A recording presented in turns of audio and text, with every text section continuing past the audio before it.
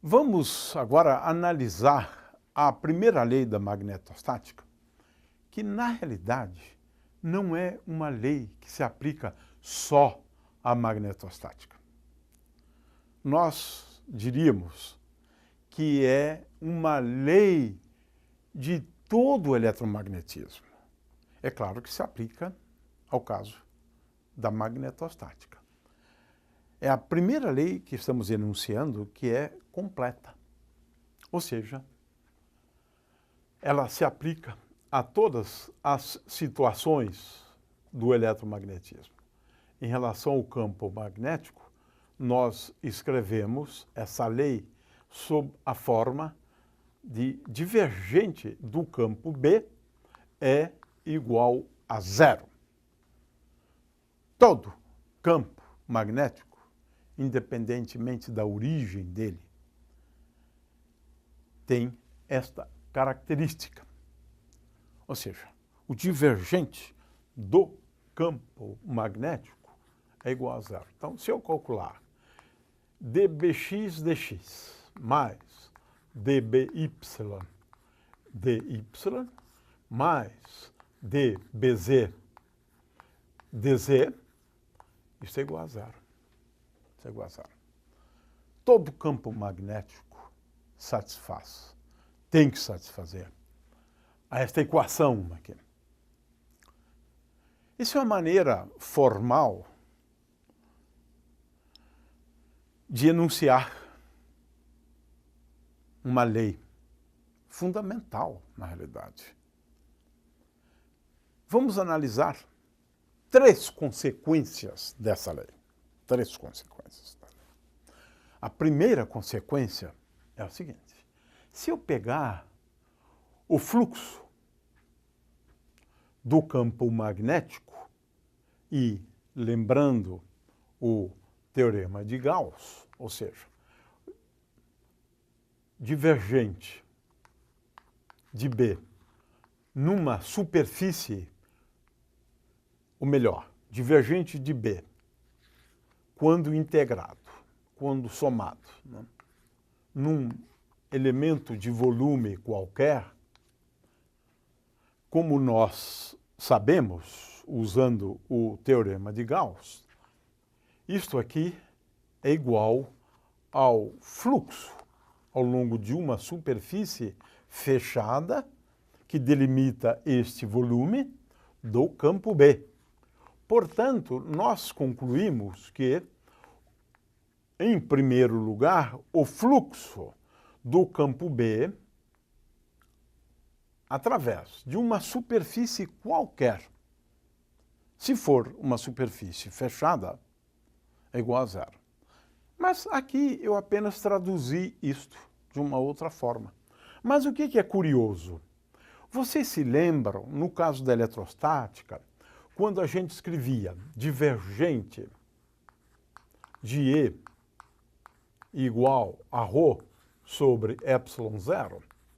E agora, de acordo com o teorema de Gauss, vamos escrever aqui, de acordo com o teorema de Gauss, o fluxo do campo elétrico através de uma superfície fechada, exatamente como nós temos ali, é igual à soma das cargas internas a esta superfície dividido por epsilon zero.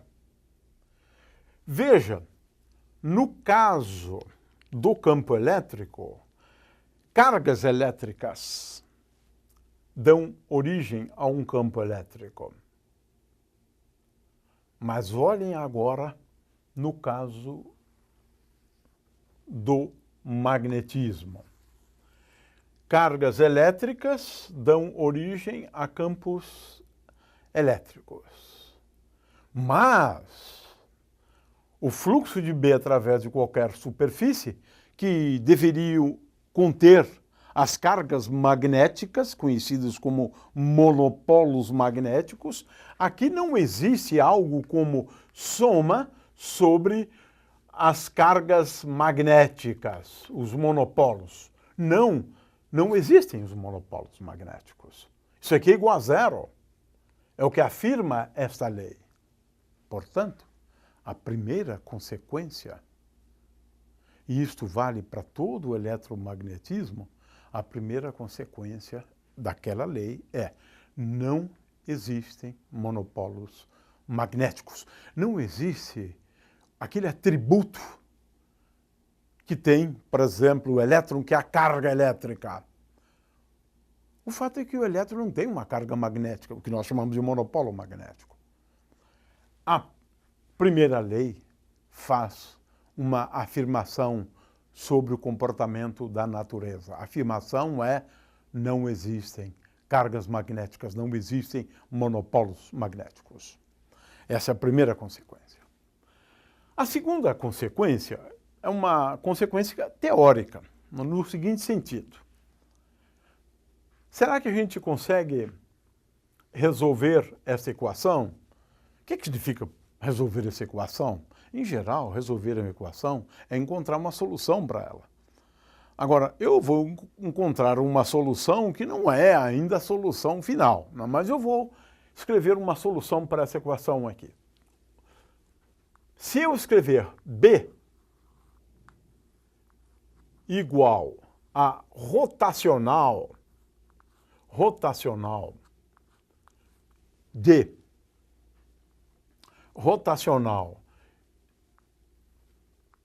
de um campo,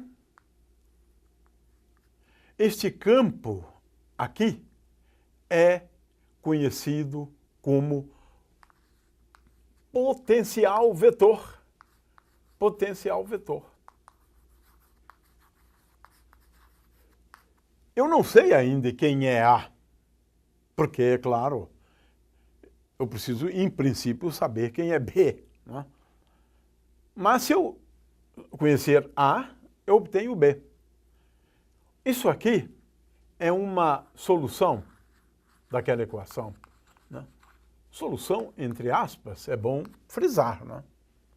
Agora, em primeiro lugar, a gente precisa de verificar que, de fato, isso é uma solução, né? Mas, veja só, vamos começar derivando, né? Eu vou considerar a componente x, né? Bx, né, é igual a d dy de az menos d dz de ay. Né? Então,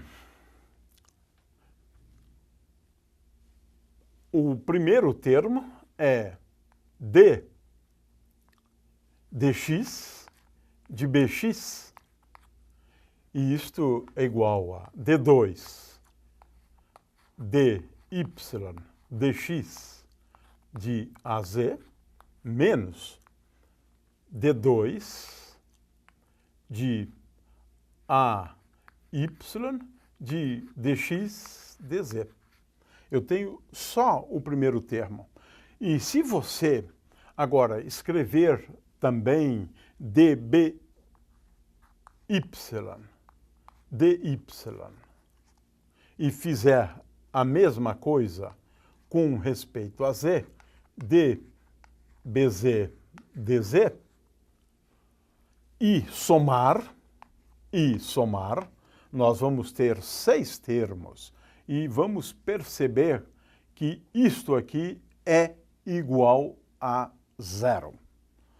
É uma continha simples, eu fiz só a primeira, mas se você somar os 3 termos, você vai obter que o divergente de um campo que se escreve como rotacional de um outro campo, o divergente é sempre igual a zero.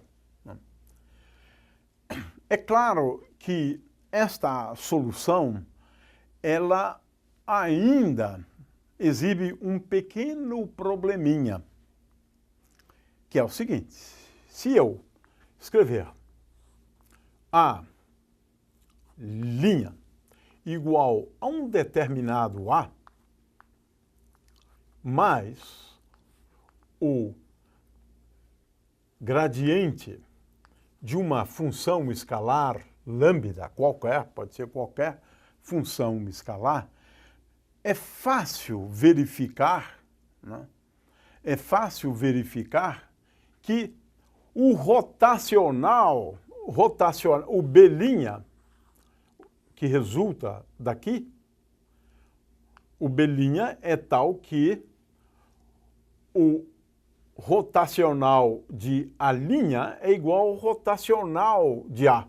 Portanto, B' é igual a B. Mas aqui eu tenho uma coisa curiosa.